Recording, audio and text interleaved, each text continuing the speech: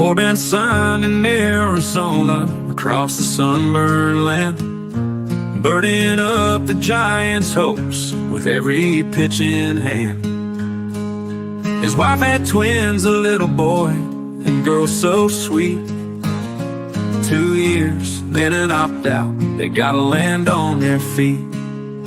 Scott Boras, oh he's a name that makes me sigh. Deals with the devil, prices reach into the sky. But Corbin did what's best for him and those dear twins. Arizona's got their man on that weekend chagrin. Cactus skies and desert nights, Corbin's on the mound, throwing flames so bright and true, a gem and diamond found. Twins in tow, he lights the way, the family's future set. Though I hate old Boras, ain't no use in regret. There you go, Corbin Burnes. All you Giants fans out there talking shit on Posey, talking shit on this, talking shit on that. Corbin Burnes, fuck off. Okay. I can't tell you how frustrated I was with that news. I was watching Glenn and Eric, and it was amazing how Eric just was like, oh no, you guys, like he had a meltdown on air. It was so good. But anyway, What's up, everybody? It's Schmitty and Christian with a live episode of basically we're gonna probably just vent tonight because we haven't really got on here since all this crap. But yeah, as you guys all know, Corbin Burnes was in the news all week, like, oh, the Giants are gonna get him, Giants are gonna get him. And then Arizona came in and boom. Apparently his wife had twins and they live in Arizona and there's less taxes and yada, yada, yada. But the Giants did not get the big fish that they wanted. But we got to try not to let it diminish that we did get Adames. So, Christian, how are you? What do you got to say? I'm doing all right. I just read that Roki Sasaki met with the Dodgers yesterday.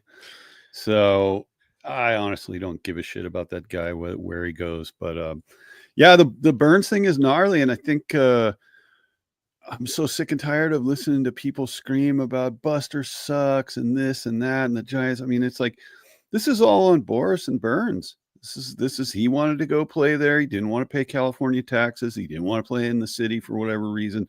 Boras driving the money train, driving the opt-out train. I mean, like, nobody should be pointing their fingers at the Giants organization, especially Buster. I mean, he's been on the job, what, 2 months?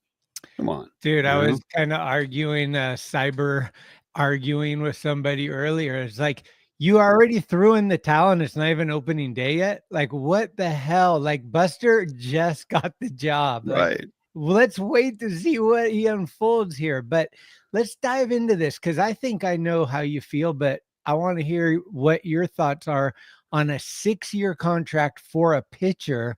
I don't give a shit about the money. Like, you know me, I'm like, if they want to spend the money, that's not the issue ever for me. It's how many years they're saying we're in with this guy who's a pitcher, but then they're giving him a 2-year opt-out, which to me is like, if this guy kicks ass, he's going to opt out and you're screwed. Yep. And if he gets hurt or sucks, you're screwed because he's going to stay. Yep. So for me, I don't know if I would have been that excited for the Giants to make that deal with a pitcher, any pitcher really. No, and the opt-outs have been a problem. I mean, look at the Snell deal. It's like 1-1. Look at Rodon, 1-1. And we've talked about before, the Rodon deal looks like genius, right? Because Rodon totally broke down when he went to New York.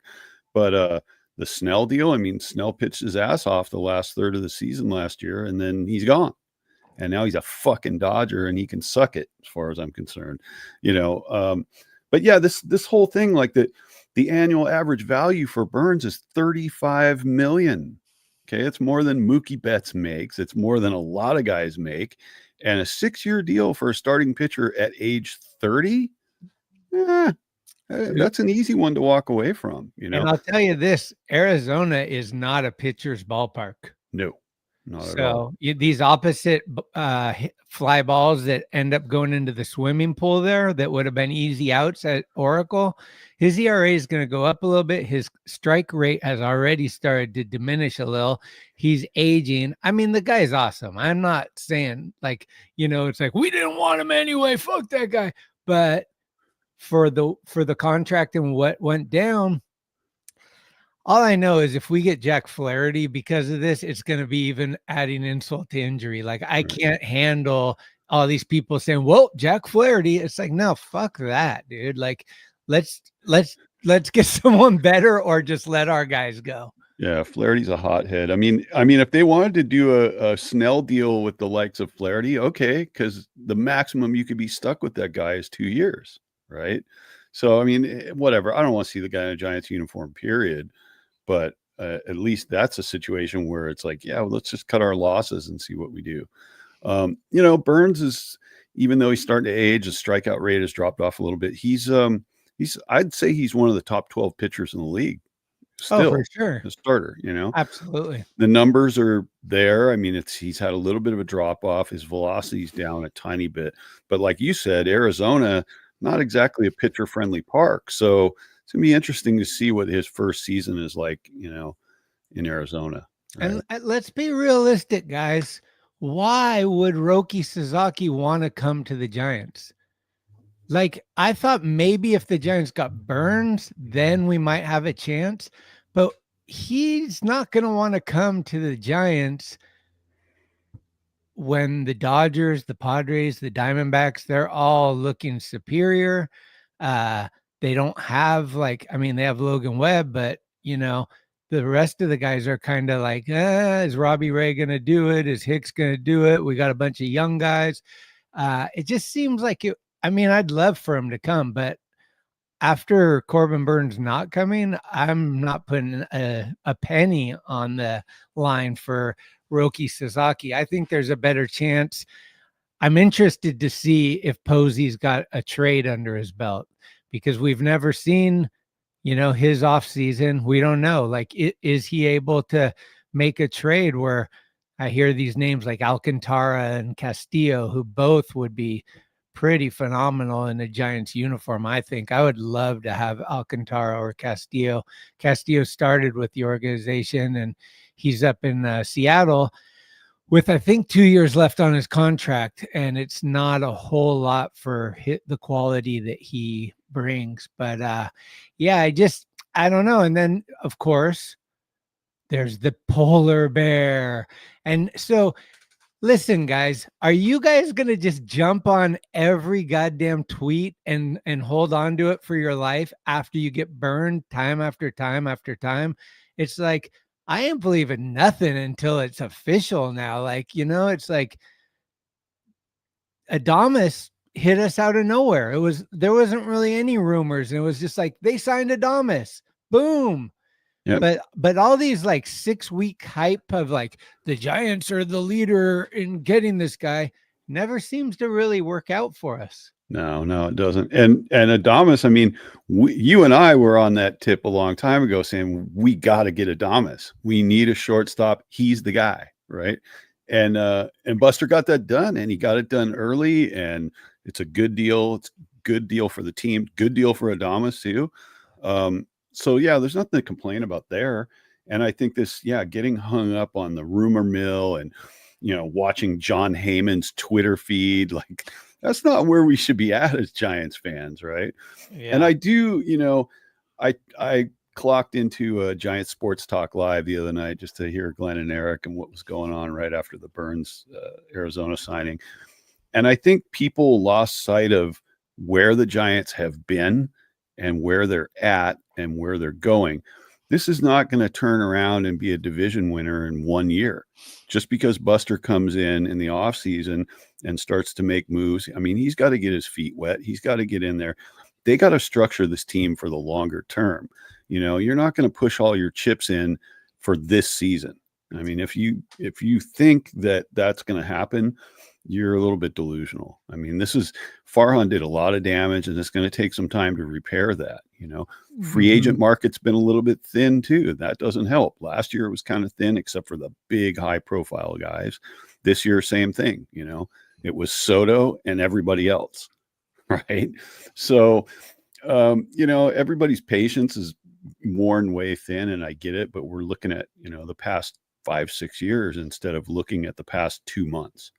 And I think that's kind of the perspective we should take. Yeah, George agrees with me on Burnes is going to get his ass ripped in Arizona. His ERA will be above 4. I agree. Sasaki's not coming with no Burnes or any serious upgrades in the field. I couldn't agree with you more, Christian. And you and I haven't really spoken too much about this since it all went down. But yeah, dude, like Buster's the guy, but like, are we going to go from 4th to World Series champs because Buster's in there? No, he has to like work on some stuff, right? And it's like Eldridge. Yes, I keep hearing Eldridge. The guy hasn't had one at bat in the pro level. Right. So let's not just pencil him in as our 4 hitter and think he's going to hit 30 home runs this year. He's starting in Sacramento in AAA. Let's just start there. He's going to be more, he's probably going to see more athletic games this year than he will Giants games being up in the SAC region. But I do think I have seen these, these tweets that I've been kind of holding on to as like maybes, but like I said, I'm not getting too far ahead of myself, but the bats, they're talking, we're going to get a bat. And so people are like, Alonso. It's like, okay, so Alonso, 5 years minimum, 6 years, probably like 180 million, probably like 25, 30 easily per year. Santander, maybe you can get him for a cheaper deal. He's a switch hitter. And then I see this guy, I forget his name, but there's some guy out there that took a graph of all their home runs and placed them in Oracle and showed you like out of his 52 home runs, 49 would have been a home run at Oracle. It's like, yeah, but is that considering the wind and all the and the cold and all the weather stuff? The distance isn't going to go as far in Oracle as it is in the other stadiums. There's so many elements that go into this, guys. So I do think Alonso could hit the ball all the way almost to the Coke bottle. I think he's a slugger, but the guy can't run. He can't really field. Yeah, he could be a great DH, but do we want to pay a 6-year deal for that high profile guy that's just going to DH? I know the Dodgers are doing it, but I wouldn't do it. All right. Well, let's wax hypothetical here a little bit. Alonso, I'm out on. If everybody out there in the chat, you Google Shmoo, you'll see Pete Alonso in all his cartoon glory. But no, I mean, listen, if Eldridge is indeed the future of first base in San Francisco, you're not going to go drop a 6-year, $180 to $200 million deal for a guy like Alonso. All he is a home run guy. His defense, and it's kind of like the Soto argument. It's like, oh, he's one of the greatest talents to come down the pike. Yeah, but he can't play defense. He can't run the bases. So he either needs to hit home runs or hit long doubles. That's what you're going to get out of him, He's going to hit for average, whatever. Alonso's not even going to hit for average. He's even less, right? And the home runs, like you pointed out, I mean, those things, they do that StatCast stuff. They measure the wall. That's it. They don't get in depth to like the weather conditions, the humidity, the wind, all of that stuff, right? All those things play a bigger role in San Francisco than just about any other city, So I'm not in for Alonso. Santander is an interesting and intriguing option if they can get him, for bringing in a bat. But I really don't know. I don't think Alonso's the way to go, because listen, if they signed him, then that precludes them from, bringing Eldridge up if he's good. And Eldridge isn't a big trade chip right now. And that other guy is going to be a free agent next year. So if you're desperate to get a long-term first baseman and Eldridge doesn't work out, there's that dude up in Toronto that's just lurking right around the corner, right? Vlad. Vlad. Well, hella this, hella that. Epic name, bro. And pretty cool photo with your backpack on. The comment says, "Who do you guys want?" And I'm going to answer this for Christian. Randy Arozarena. Bring him on down. Put him in the outfield, and Christian will have a huge smile on his face. I might join him. But pitching wise, I said it earlier, Alcantara would be amazing. Christian doesn't like the Framber idea, but I'm in on Framber if somehow they can do Lamont Wade and a couple of dudes for him. I mean, I think he would help.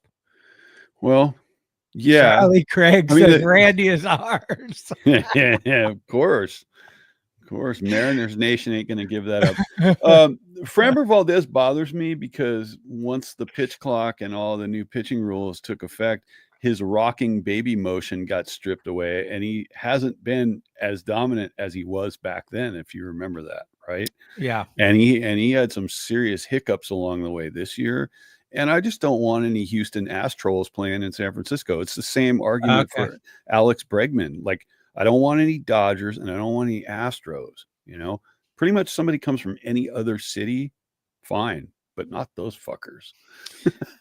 Well, and here's something we haven't mentioned either, because people are talking. George Corey says, I would take Santander. I prefer him to Alonso. Alonso blocks Eldridge, possibly a signing of Vladdy too. Santander could DH if we sign or trade anyone significant.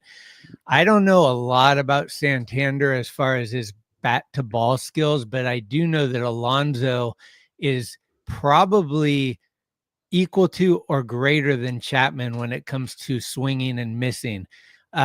He has a really high K rate, and I think the Giants should be, and hopefully they are, going away from that. I hope that an addition to the team is somebody that is a good contact. You know, I don't even care about the power as much as, like, I would love to see a dude, you know, we keep saying Arias, but I don't think the Dodgers or the Padres are going to trade within their division. I mean, Dylan Cease keeps getting talked about and Arias keeps getting talked about, but they're not going to dump them into the same division and help out the Giants unless the Giants completely overpay, and then we're helping them out. So it's just, that's a tough one. Yeah. But yeah, I don't know. The Mariners could use Bichette. I think we could use Bichette. I think if we could get a shortstop that could play second base, we'd have an insane infield, especially with Eldridge hype, if he's going to come in and play first base the way that everyone thinks he will. Otherwise, there's, like you said, next year, the free agent of the year is Vladdy. Yeah. And I don't know. I've been reading about Tucker too. Tucker's going to be a free agent. People are like, why don't they get Tucker while everyone's going after Vladdy? I think just as many people are going to be going after Tucker as Vladdy. He's a 5-tool player. I mean, this guy can steal 40 bags and hit home runs, and he plays great defense in the outfield. He's like a hop, skip, and a jump away from like being into the Soto comparisons. I mean, he's probably right behind that level. Yeah. It's a shame too that Kansas City actually had a pretty good year, because Bobby Witt Jr. might have been on the trade block, right? Ooh. That would have been a good pickup. Wow. But yeah, Senior, I agree with that. I think honestly fits too. And now they're talking about maybe putting him at first base, like if they trade away Wilmer and Wade. We're gonna have to see. I don't see trades happening nearly as easy as picking up a free agent. But to me, the free agent class just went like this. Yeah. You know, I mean, literally, Flaherty's probably the best pitcher available, I think. Yeah. Hitters, it's Alonso, Santander. Who else? I don't know. Oh, and Bregman, right?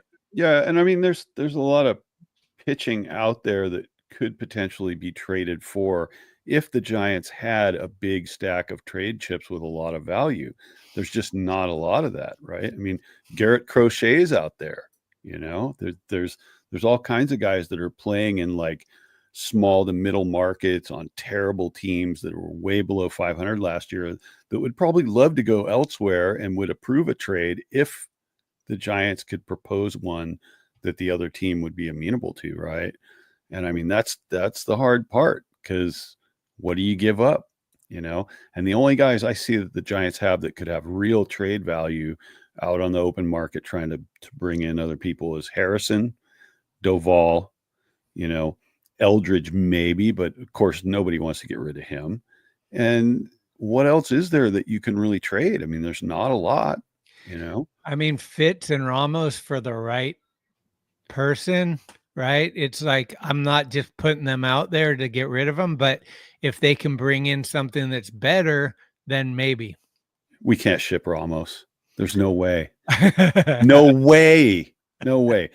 Listen, the year that I Elliot like the Ramos, homegrown guys. yeah, the year that Elliot Ramos had, just never mind the overall performance for the season, but those couple of moments he had when they played in the Birmingham Stadium and he hit the home run there, that was a huge deal, and then he goes oppo into the Cove, which has never been done. And it's kind of like Cove, Dave still hasn't given him the ball. That's right. And so, Ramos is a guy that should be selling jerseys in San Francisco. He shouldn't be a guy that's getting traded. No way. Yeah. No but I mean, way. I'm just saying, here's what I'm saying. If you could trade Ramos and Harrison for Vladdy and Bichette, would you do it? You're always hitting me with these questions and stuff. See, I'm just There's saying, no right answer. I'm not trading Ramos unless it's an over the top move like that. It would have to be something so he's one lopsided. of my favorites. And Fitz, if Fitz cannot, the end of the year was a little scary for me because I was like, did someone figure him out? But if this guy can get on base, he's fast. He can hit balls in the gaps that'll be triples. I don't know why. Maybe because he was on our program, but Grant McCray to me is going to be the quiet assassin. He's going to come up, he's going to win a job in spring training, and he's going to get the strikeout rate down and be one of the best players on the team. Not necessarily this year, but in time. This guy has so much potential and a lot of skills. Yep. It's all that's got to happen is for his bat to come around and just get solid in the box. That's it. Everything else is there. And, that makes him a 5-tool guy if he can get the hitting together. So, yeah, I mean, you look at it and you look at how you could trade, what you could trade for. I mean, at this point, like if the Giants didn't do much more before the season starts and kind of just hashed it out in spring training to get an idea of, okay, here's the uphill battle we're facing now. And we've now been able to fully identify the needs, the gaps, the holes with Buster in charge. Like this guy is, if anybody knows by looking at it, it's going to be him, So again, it goes back to that whole idea that like, it can't all turn around in one off season. And I think people that are just ready to tear their hair out and boycott going to games over this Corbin Burnes thing, it's like, come on, there's a lot of positives. There's going to be more to come, and if we don't get another huge high profile signing, we just wait and see. Right.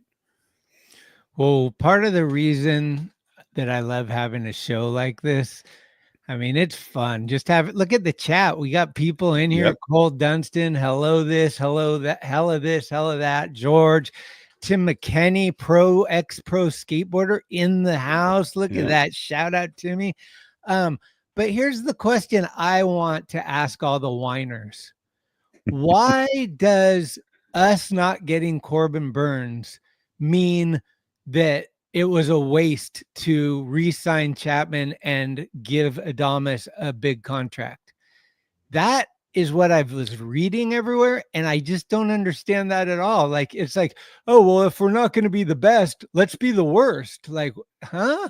Like, no, dude, Adames is going to be, he's going to be everybody's favorite player by the end of the year is what I'm thinking. This guy's got a lot of machismo and attitude and flavor, and he is going to bring it. We're one pitcher away from being what we would have been if we got Burnes. That's it. It's the same team, guys. We didn't lose anyone. We just didn't get someone.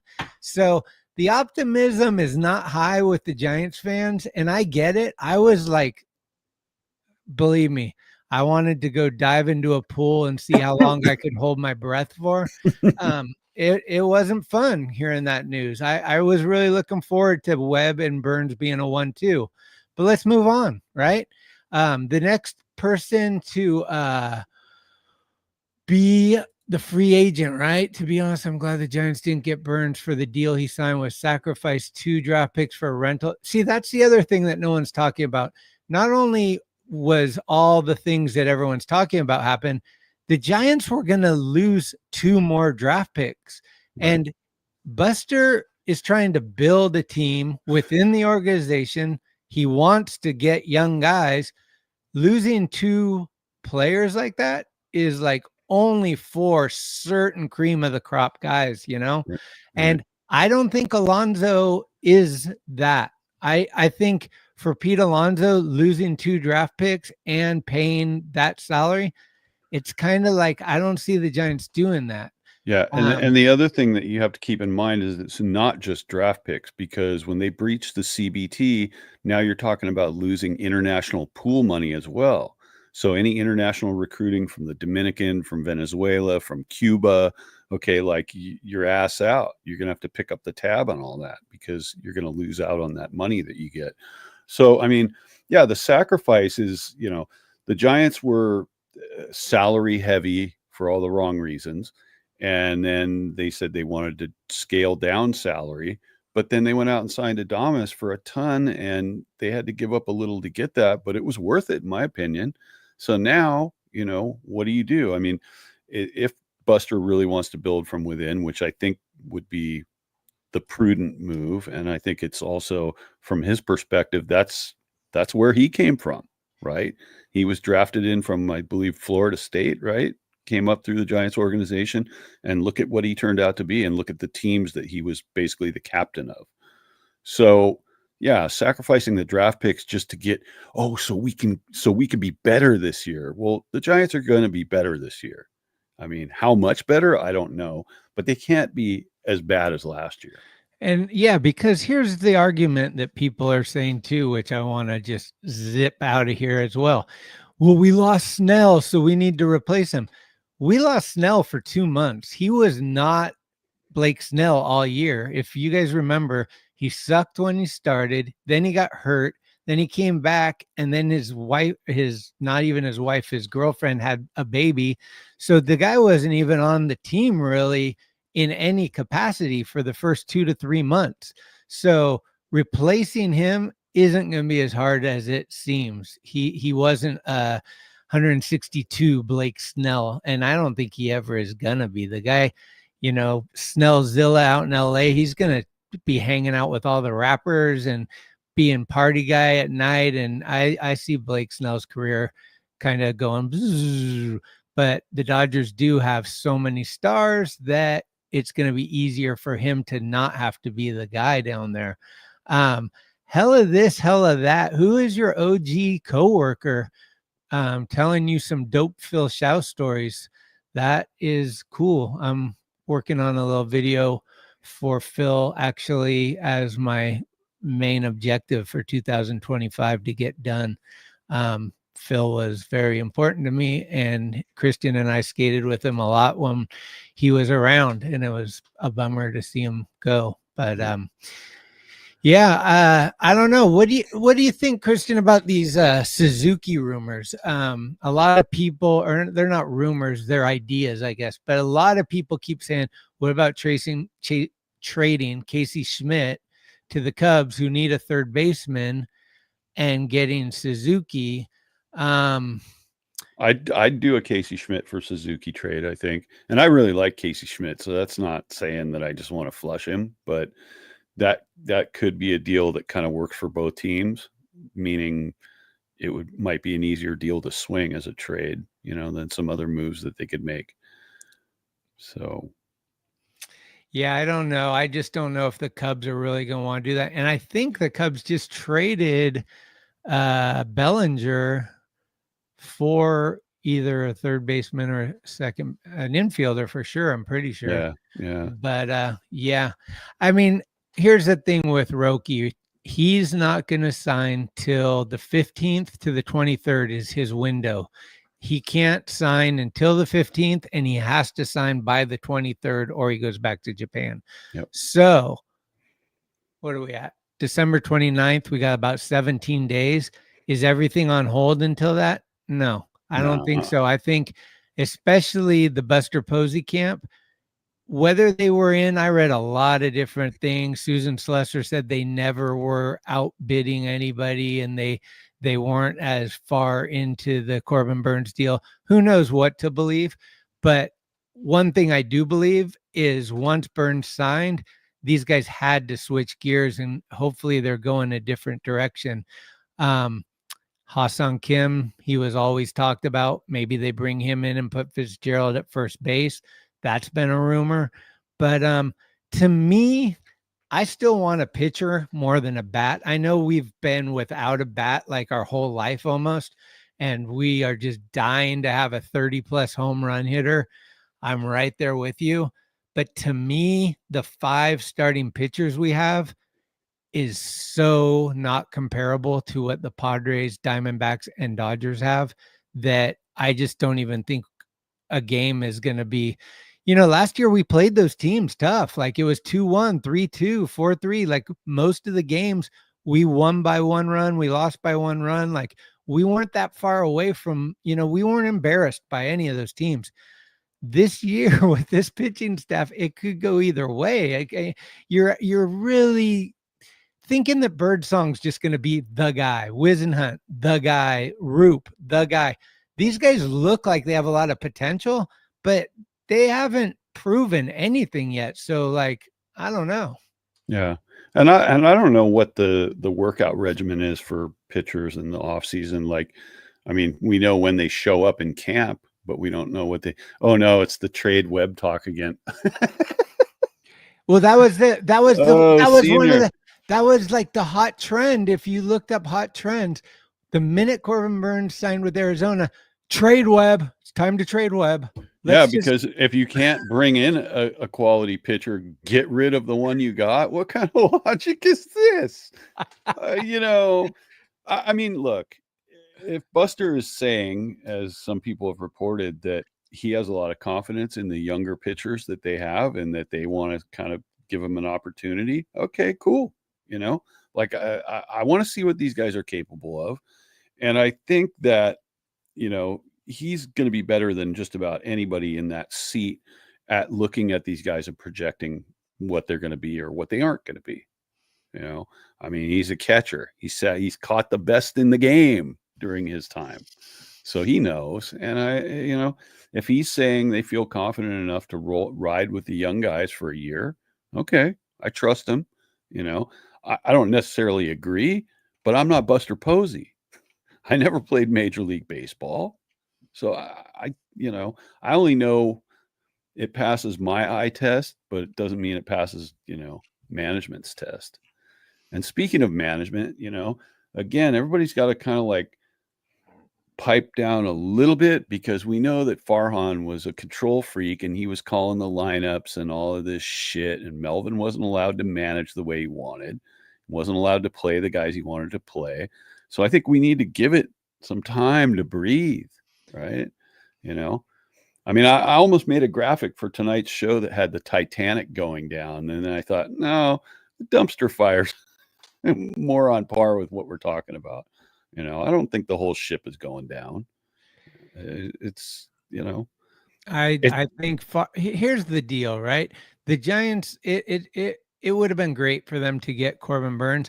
The reason it hurt so much is because he went to a team in our division that really, I mean, this starting rotation now is bonkers to me. It's like Zach Gallen's one of the best. Like he's super good. Merrill Kelly, if he stays healthy, he every time these guys pitch against us, it's like, holy shit, I'd love to have either one of those guys. I don't know much about Eduardo Rodriguez, but I mean, I think he was the top pitcher in Detroit. And then Fat and Monty battling for the 5th spot. You remember though that Gallen got shelled by the Giants at one point this year, and Merrill Kelly. I mean, those guys, they're still dominant, but they're not the guys they were 2 years ago. They're aging, right? Yeah, a little bit. And I think that they leaned on both of those guys really hard. It's kind of like the Kershaw effect, where in the years that Kershaw was active for the Dodgers and he was pitching lights out, they leaned on that guy for like 260, 270 innings a season. Look at what happened to him, right? He had so many great years. And then, oh, his back, his shoulder, his elbow, his foot, his leg, like the guy just completely started coming apart, right? And that's I think what happens when you have to lean on starters to go 225 plus innings. Anything over 200 innings, I'm sorry, your arm is going to turn into a rusty hinge at some point. There's no getting around that, especially with the pitch clock. Right. So I mean, we can't necessarily, I think it's more painful on an intrinsic level because Snell goes to the Dodgers, Burnes goes to Arizona. Again, it's this movement in our division where, our upgrade is Adames. It's a fantastic move, but we need an arm, and we didn't get the arm that we all thought we were going to get. All the reporting on it, but I do think that maybe Arizona's staff is not going to be quite as potent. Burnes adds a level to it, but I don't know about Gallen and Kelly. I don't know how much mileage those guys have left. Right. Well, Kelly definitely is but I think Gallen's still young. He's a free agent next year. So that's probably partly why they got Burnes, is if they can't bring Gallen back now, they still have an ace. Well, and they signed Montgomery last year and he was just a train wreck. Right. Well, the owner said before the winter meetings even started, they're like, we're getting rid of Montgomery. So I don't see him being a Diamondback when the season starts, but I don't want him as a Giant. They're going to be on the hook to pay him even if they DFA him. Right. Yeah. And it's a substantial amount of money. So here's what I want to know. I want to know what happens when down the road, the Dodgers have to pay all this deferred money and the check bounces. I feel like it's like the REM song, "It's the End of the World as We Know It, and I Feel Fine." I feel like the Dodgers just know the end of the world's coming. Maybe. So it's like, yeah, we'll pay it like in 10 years, like what the hell? Yeah, I agree. I don't know what the hell they're going to do. There's an 18 kiloton ICBM scheduled to land here in like 4 months, so they don't care. Charlie's a good friend of the show. We did an interview with him a year or two back. Luis Castillo for Matt Chapman. No, but I'll give you a great prospect named Luciano for Castillo, or you could take Schmidt and a young pitcher for Castillo, and that might be more what you're gonna see as. But here's the deal. The Marlins offered Castillo for the Red Sox, and the Red Sox had a pretty good offer and they turned it down. So I don't know exactly what the Mariners want for Castillo, but they might be saying, we'll trade him, but kind of like me with Ramos, only if we get 10 All-Stars, It's like, You mean we can't throw in Brett Wisely? We could do Meckler, Wisely, and VR for anybody. I'll take that trade any day of the week. I'll give you Meckler, VR, and Wisely for a pack of gum. Yeah. There we go. And Casey Schmidt is, seriously, if we didn't have Chapman, Casey Schmidt is a legitimate third baseman, really good defensively. He's young and he's still trying to get his bat worked out, but he's shown promise. I could see a year or two he turns into a Ramos guy that figures it out and he's just like an all-star or something, because the guy's got a cannon of an arm. I mean, next to Ellie De La Cruz, I think Schmidt had the highest throw, his ball was the highest miles per hour when he would throw it to first. So I don't know. Yeah, he's got a rocket arm. He's got some power in his bat. I think with Schmidt's a little bit of a mental game. And again, we keep going back to it, but it's like that whole thing where guys were getting sent down, brought up, sent down, brought up, sent down, brought up. And how do you get in the groove? How do you get your mental game just locked in when that's happening? You feel like, I'm going to be taking an Uber back to Sacramento tomorrow. Right. So I'm down for that. Wade, Schmidt, and Meckler for Castillo. The thing is, I think Giants fans, we have some really smart fans. Let's start there. Okay. People are really into baseball. They're passionate. I get it. But one thing I see constantly is you think you're going to give someone else your trash for something that they prize. And that's not the way it works. I mean, we would love to get rid of things we don't like and get things we love, but I don't know. I mean, let's see. Let's see what happens. I don't know. Here's the thing we do know, right? The Mariners and Giants tend to make trades. It's happened a lot in the past. We had Haniger.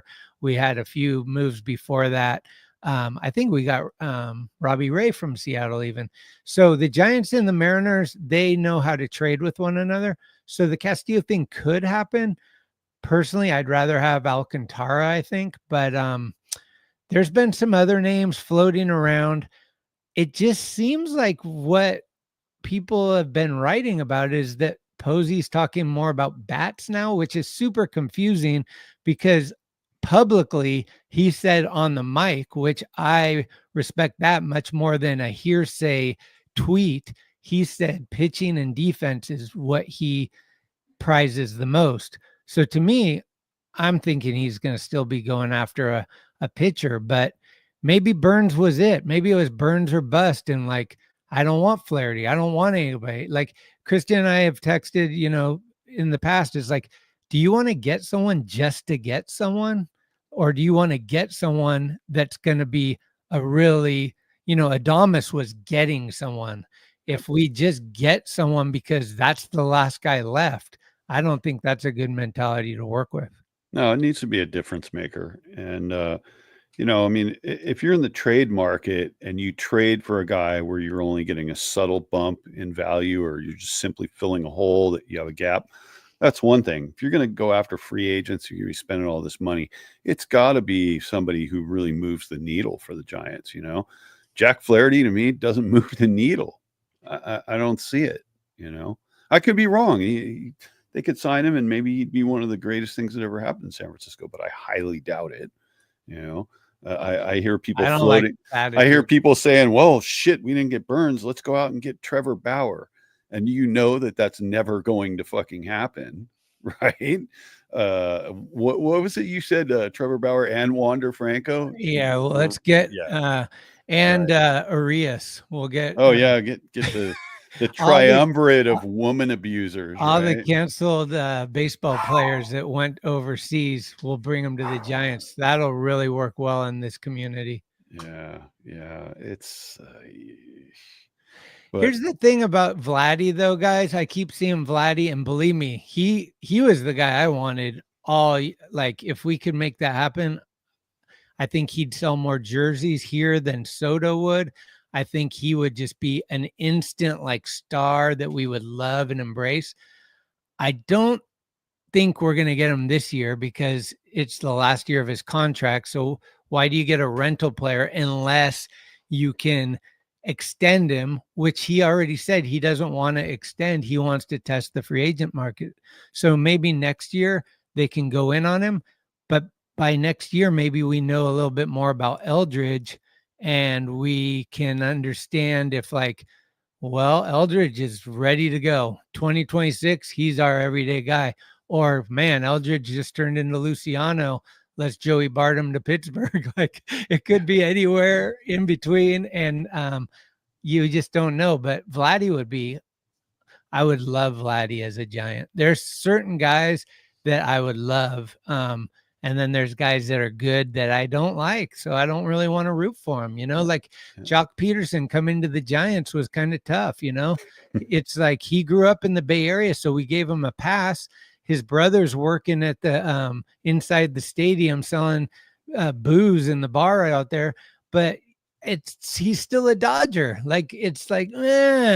So I think Christian's right about Walker Buehler, all these Dodger guys that have Bellinger. There's been these names that people are like, I can forget he was a Dodger, and they're not even that great. It's still gonna be just No thanks. Yeah. So I see Mike O in the chat. He's making a point that says we already have 5 starting pitchers, whether you like that rotation or not. We actually have more than 5, Mike. It's I think if you count them up, there's 7 potential rotation guys that the I think Giants we have like 11. Yeah, I mean it's a lot. And so yeah, not necessarily happy with it, would love an ad, but there is a possibility that they don't. And if they don't, we're going to find out pretty quick who's actually rotation ready, who can hack it and who can't. I mean, currently we're looking at what? We're looking at Webb, Ray, Harrison, Hicks, if he stays in the starting rotation, Birdsong. Then there's also Beck and Wynn. That makes 7, if I'm not mistaken. And then there's all this other kind of chaff in there that they have Landon Roop if they decide to start him, which I don't necessarily know that he can throw 6 innings, right? Wisenhunt, completely untested minor leaguer. There's a bunch. There we go. There we go. So here we go. So we got Tristan Beck, Hayden Birdsong, Mason Black, Kyle Harrison, Jordan Hicks, Trevor McDonald, Robbie Ray, Landon Roop, Logan Webb, and Keaton Wynn. All those guys could be starters. right. And right. I don't. And Wisenhunt's not on here for some reason, huh? Because he's minor leagues. He hasn't pitched in the majors yet. That's why he's not on the. That's the 40 man, right? Yeah. So this is basically guys that could potentially be active. So yeah, I count 7 potential rotation pieces with there's 1 or 2 other guys that are kind of out there and we don't really know. Yeah, I'd love to have a high end guy come in and kind of make that even more competitive for who's going to be running it, but we'll see. We'll see. It's true. Only 2 of those guys can get to 120 innings. And that's Webb. And who's the other guy? Who's going to be the other 120 inning? You think Hicks, Robbie Ray? You think Robbie Ray? Hicks maybe, but I just don't like Hicks in the rotation. I just think he's too much of a hard thrower, and it's either going to burn his arm up or he's just not going to be able to go deep in games. You know, that's my issue with it. Look, the Dodgers have forgot a lot of things, okay? Like, and let's not compare ourselves to them. Like, Justin Turner ran out on the field with COVID, like after they won the World Series. There's a lot of things we could talk shit on the Dodgers about. Yeah. Like, that's all day. Snell was a Padre. He played for the Giants for less than a full year. I'm sure that no one considers him a Giant. When he goes to the Hall of Fame, if that ever happens, he won't be wearing a Giants hat. I promise that. He did get his only no-hitter and his only complete game here. And that's something that Patrick Bailey can take a lot of pride in, because I don't see Smith over in LA framing things like he does and calling a game the same way. So we'll see how it all unfolds over there. Yeah. The other side of that, though, is that I think the Dodgers also forgot that the biggest rivalry in the division is supposed to be them and us. I think they think the big rivalry in the NL West is now them and San Diego. So the Giants need to light a little fire in that rivalry and remind the Dodgers what it's all about in the NL West. Well, that's why Roki coming to the Giants would be so storybook. If it's Roki versus Ohtani in Giants Dodger folklore, I mean, that would be epic, right?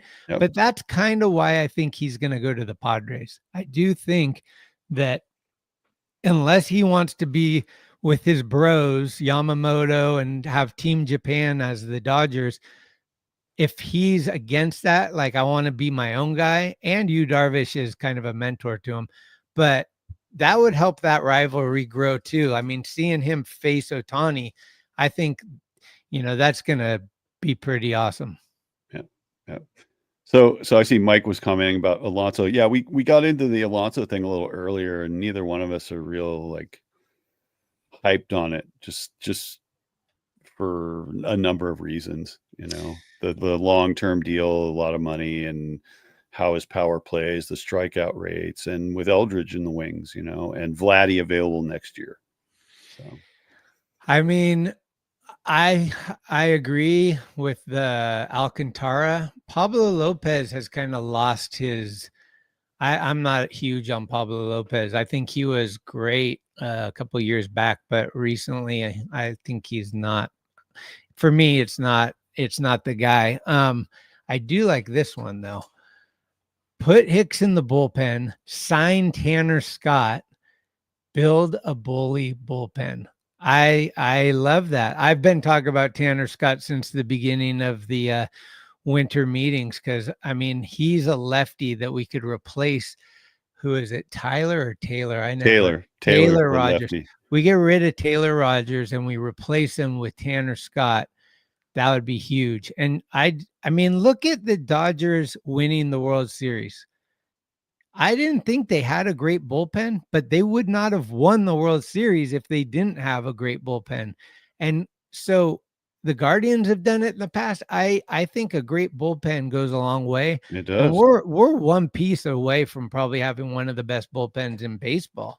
Yeah, it's already pretty tough. And if they were to bring in Tanner Scott, I mean, that basically gives you, if Hicks is in the pen, that gives you 4 super high leverage options at And the back end. Doval, and you got figures it out. You got Walker's closing, you got Doval, you got Hicks and Tanner Scott. That's evil. And then, throw in Tyler, right?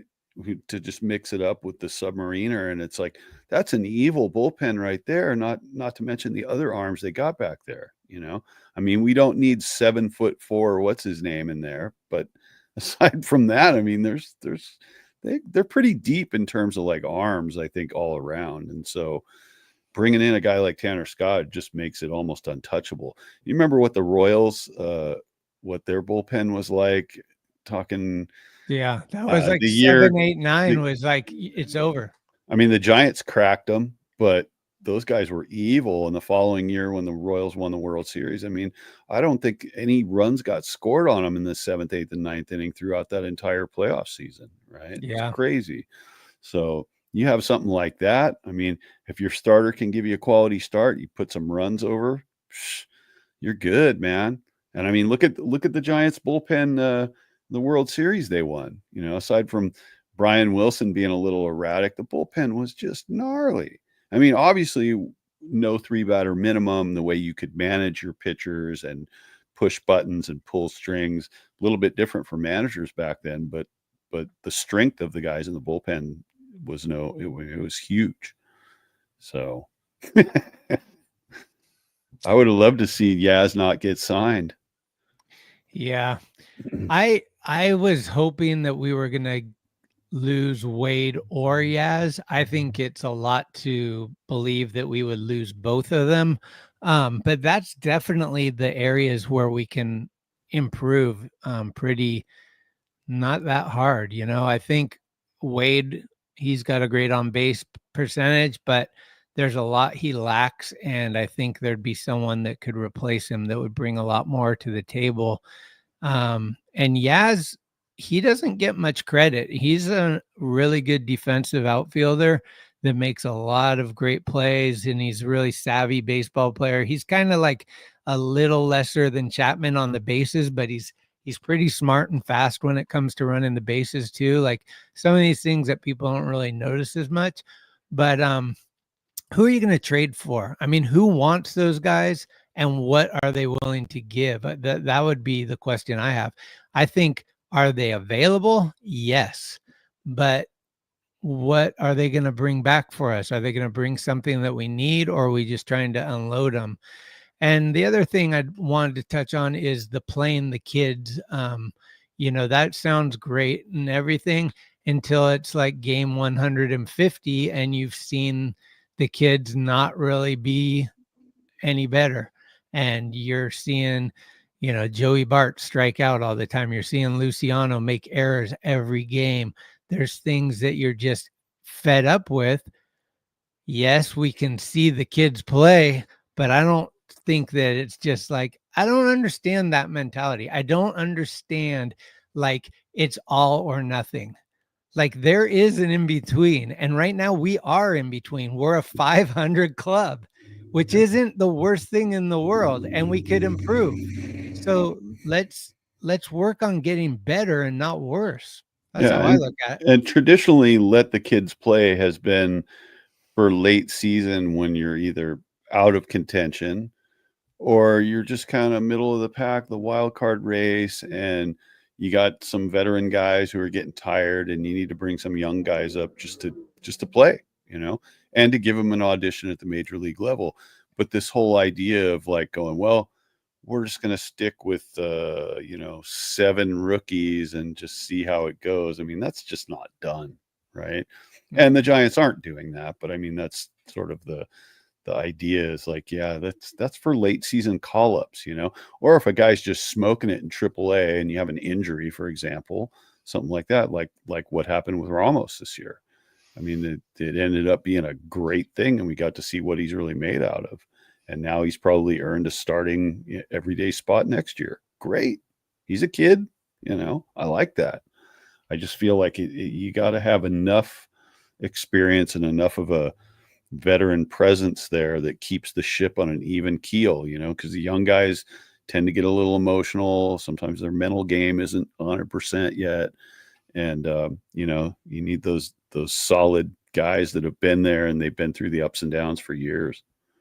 So, Yandy Diaz is an upgrade at first base, for sure. Yep. I'd be down. I don't know what we do to get him, but I'm in on Yandy for sure. And as far as getting rid of Yaz, I think you have the wrong Rogers. I think we keep Tyler and we get rid of Taylor. Yeah, Taylor's the one. And Wade Flores. And I got to say, I almost bought Christian a Murphy jersey for Christmas. They were all out of Casale. But I think number 2 or 3 on Christian's wish list is a backup catcher. So I don't know who's out there that is going to, make everybody stoked. But is Blake Sable? Is that going to be is that somebody you guys would like to see up here getting another chance at backup catcher? I would.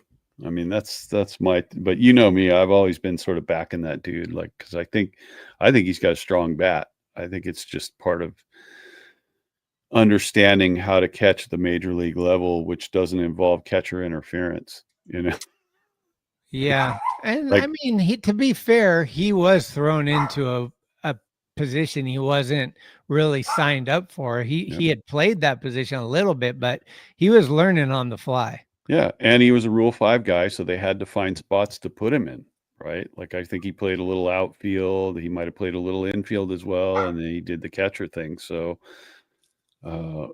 Wade Spire on Talking Schmidt. When's that going to happen? What the fuck? That's a good question. Tim McKinney, can we fucking get Wade Spire on Talking Schmidt?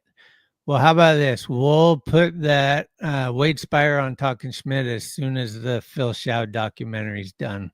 We'll do a 1-2 punch to just make the whole world pull hair out of their head. Well, let's do that. Let's see this one. My nephew is 15 years and has a better arm than Sable, Casale, and Murphy, and has more power too. I don't know if he has more power than Sable. Sable's got some power, and Murphy has power too. I think Murphy's kind of that all or nothing, and most of the time nothing. But can we get a non-roster invitee sure situation for his nephew? I think that's in order. The guy that I thought we should have got was the Rockies catcher. That who was it? Was it Diaz? I forget his name, but he was a free agent. They cut him last year, and then somebody picked him up right away. And I was like, why didn't the Giants do that? But how do you get rid of Murphy and his contract? Do you just eat it? I don't know. What's his contract worth? Play the nephew. Nephew. I like I said, non-roster invitee. Get him in there. Hey guys, also I want to challenge all of you. If we're going to be in here having fun and stuff, let's come up with a better slogan than Nothing Like It, the sequel or the trilogy or whatever they're doing over there. Can't we, like, you got to like these kids. Maybe you got to like these nephews. I don't know, but they could do better with the marketing. Let's work on that as a team here, and let's come up with some solid slogans that I can pass along to the people over there and say, hey, can we get rid of nothing like it? Nothing like it is so, at this stage, it's so degrading. It's like Carlos Correa had to go home while his parents were here. Nothing like it. It's like, oh boy. Yeah, me and my dad had a number of takes on that slogan that were hilarious. There's nothing like shit. There's nothing to like about it. But I will tell you this has been my coping mechanism, because the news coming out of the San Francisco Giants organization hasn't been the stellar explosive moves that we wanted after the Adames signing. I watched Major League again for the first time in many years. And I will tell you, dude, that's the time. It's fantastic. It's fantastic. I mean, how can you love Willie Mays Hayes? Come on, man. And that movie is really something else, man. And the whole premise of the story was like kind of hits a little close to home. The new owner takes over, basically has designs on just like making the team as bad as possible so she can sell it and rake in the money, and just the players and the manager sort of revolting and coming back and being great. And it's just a great flick. So I highly recommend it if you're having a little baseball withdrawal like we are, and you need a laugh at the same time, because it is a really hilarious movie. So yes, skatesonbase@gmail.com. Email me your best working remedies for frustration and off-season depression. I really need to hear these things, because right now I have an addiction to buying a Jung-Hoo Lee card every week. And that's not so great for my wallet once I get the cheap ones, because now I'm into the $20 bills. And so, I'd love to hear what you guys do. I think the number one thing you obviously need to do is just hide your phone, right? And stop reloading Twitter or looking at MLB rumors multiple times a day and stuff. And just kind of going with the attitude, like it's going to happen when it happens, or it's not going to happen. And whatever. But I think we're just fiending a game so bad that any type of news within the sport is something that we really need at this point, because we're fiending. Yeah. Siri, turn off my notifications. Oh, weed, huh? Weed. Weed. Okay, well. Yeah, I thought about actually just drinking a bunch, but then I realized watching Major League was like better. Yeah, and now Severance. So, Severance is good. We just watched Black Doves, which was like a 6 episode series on Netflix. It was pretty good, about spies. Yeah, cool. This one I want to touch too. Okay. Yes. Hold on one second.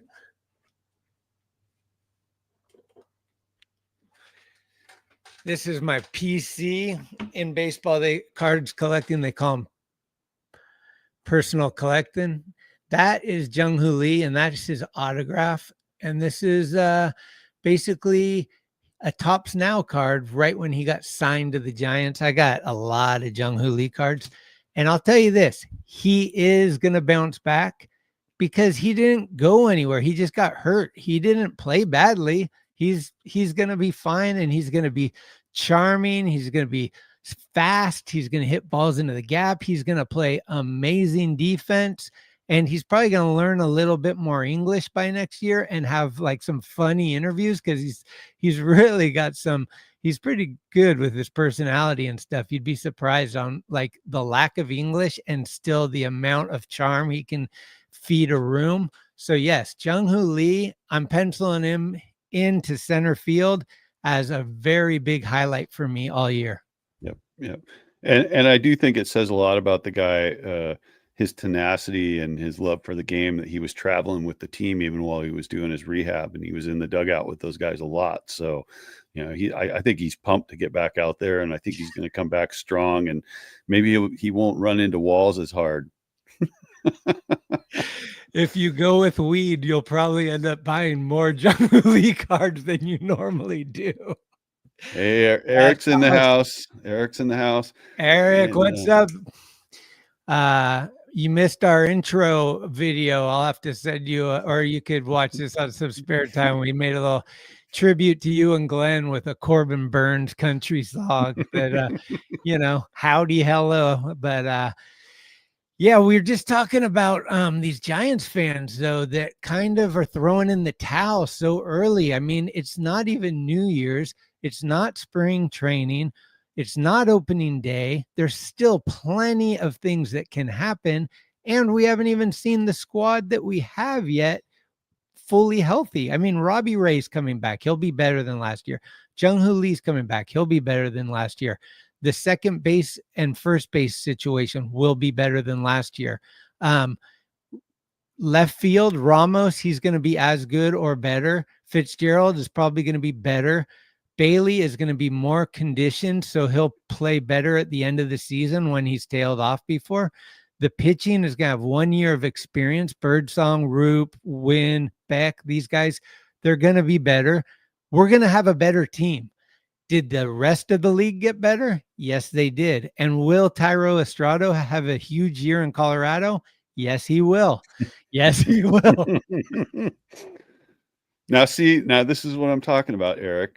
This is exactly what I was talking about earlier in the show, is that everybody lost their shit when Burnes signed in Arizona, and this is not a 1 year turnaround deal. It really isn't. It's like, it's got to be like a 3 to 4 year plan, And so for everybody who's burning the jerseys and freaking out about Buster and all that stuff, just stop already, man. Just stop. And Eric, if you can chime in on this, why, if you don't get a good pitcher, do you get rid of the only good pitcher you have? I don't understand. If we can't get Corbin Burnes, let's get rid of Webb. Like, what? Yeah, it's pretty ridiculous. Crazy. It's pretty ridiculous. It is crazy. Yeah, Ha-Sung Kim might end up coming to the Giants at this point. I could see it. I don't know if like Fitzgerald would be a first baseman or just like a utility player that can just feed in everywhere. I was kind of hoping Fitzgerald would have a set position though, so he could, concentrate better and work on his hitting. And I think when you're not sure where you're playing or when you're playing, it's a little harder on these younger guys, especially. Yeah, trading Webb makes no sense ever. Not even at this point or tomorrow's point or yesterday's point. It just doesn't make sense. Like, Webb is a Giant. He grew up with us. He's in Rockland. He's a Giant. Like, he got handed the torch. He's our dude. Yeah. Plus, listen, like, Webb's only got this year and next on his contract before he's free agent. Am I correct about that? Mm-hmm. Or is it, he's got, I think it's just this year and next year. So why is everybody so eager to get rid of him? He's gone in 2 years if you don't want to keep him around, and I think they've got an entire 2 full seasons to decide whether they want to extend him or they want to get somebody else. So I don't know why. I've always admired Webb's approach. His mental game is sharp. He's always real even keeled out there, and he's going to throw his heart out every single start. That's it. PMG nailed it. He has one of the most team-friendly deals.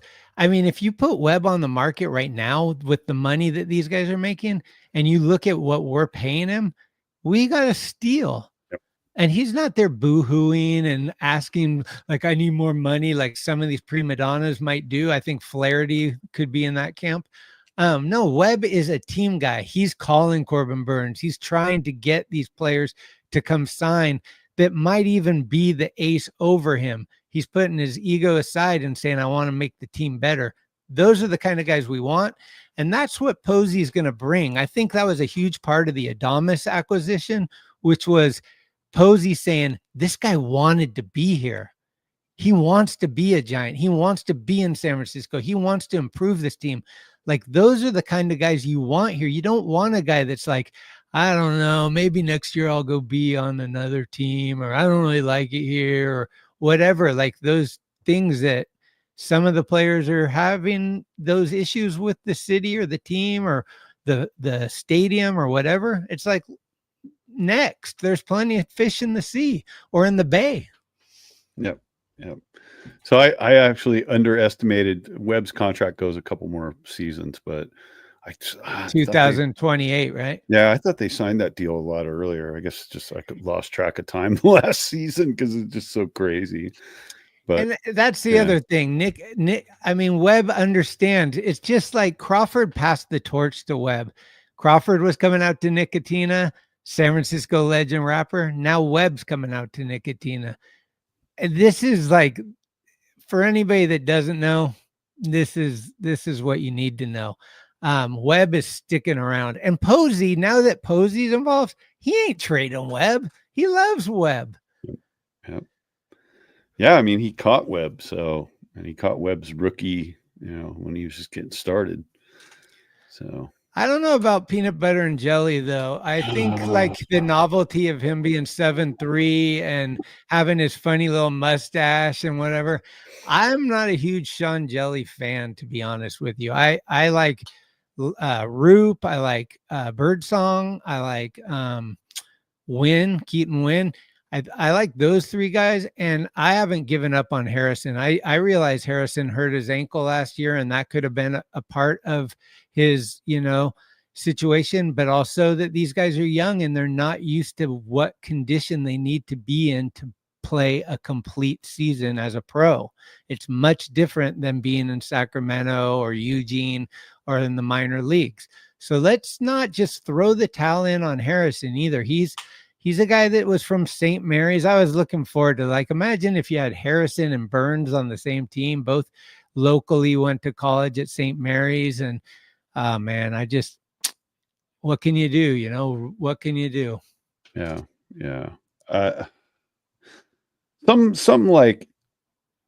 I get into this weird minutia of situations and games and how a guy performs in a high pressure, the game hinges on this one moment kind of situation. All I saw Sean Jelly do this year that I can remember is come up in situations in a tight game where he had to get guys out and he couldn't do it. And then there were other times he came into pitch and the game was either it was a laugher one way or the other, and he was great. But it's like you can't. He also does not like sign autographs out in the field. It's like once the guys give me the cold shoulder. That's what we should base the roster on this year is who signs for you. We need to get the most friendly sighters. Yeah. If you get on the phone, you're like, "Hey, Buster, this guy hadn't signed for me last year, and he hasn't signed for me this year. Could you see what you could do about maybe getting him back to Sacramento?" I mean, Joey Bart, horrible. So yeah, I don't want to hear about novelty. I don't want to hear about, but this guy's got a great story. Yeah, you're a sub 500 team. I don't care about the story. I want better baseball. If we wanted a story, we'd bring Vogie back. That's right. And Vogie was always the story. Travis Ishikawa was the story. He was out of baseball. He called his friends crying, didn't know if he ever. And you know what? We love that dude, right? But that's also because they won it all that year. It would have been a story. I got a story for you. Do you remember Lamont Wade Jr.? What did he do? He hit something in the water. Splash hit 100. And who got it? Mark the Shark. My friends, I got it. Police officers hold me right now, waiting for the public relations. I got it. I'm waiting for PR. So I'm waiting for the Giants. I'm just waiting for them to get back. That's your story, kids. And we had him on the show too, and we need to bring him back. Mark the Shark, epic, dude. That's right. Well, shit, we about to wrap this thing up. The other guys are probably going to be getting into their show pretty soon here, right? Yeah, I mean, we had a pretty good turnout tonight too. Thank you guys all for showing up. And if you haven't hit subscribe so you get notified next time we're going to do another one. We're kind of on random mode right now, and with the holidays and the New Year's and everything, but really appreciate anybody spending the time to talk ball with us. It's always cool to have some new topics brought in by you guys, have your feedback.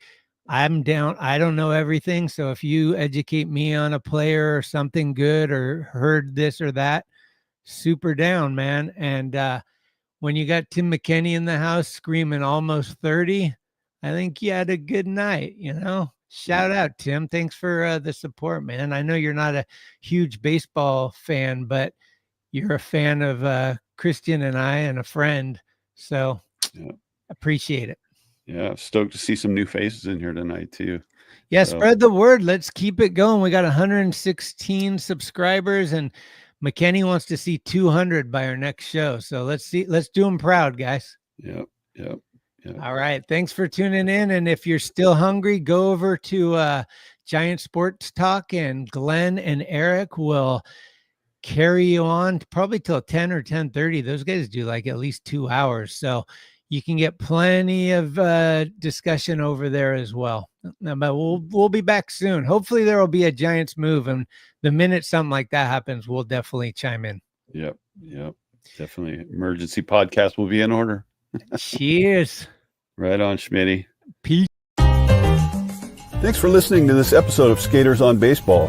If you liked what you heard, please spread the word, give us a good review, or hell, blow us up on your social media if you're down. Follow us at Skates on Base on Instagram for baseball news and other fun stuff.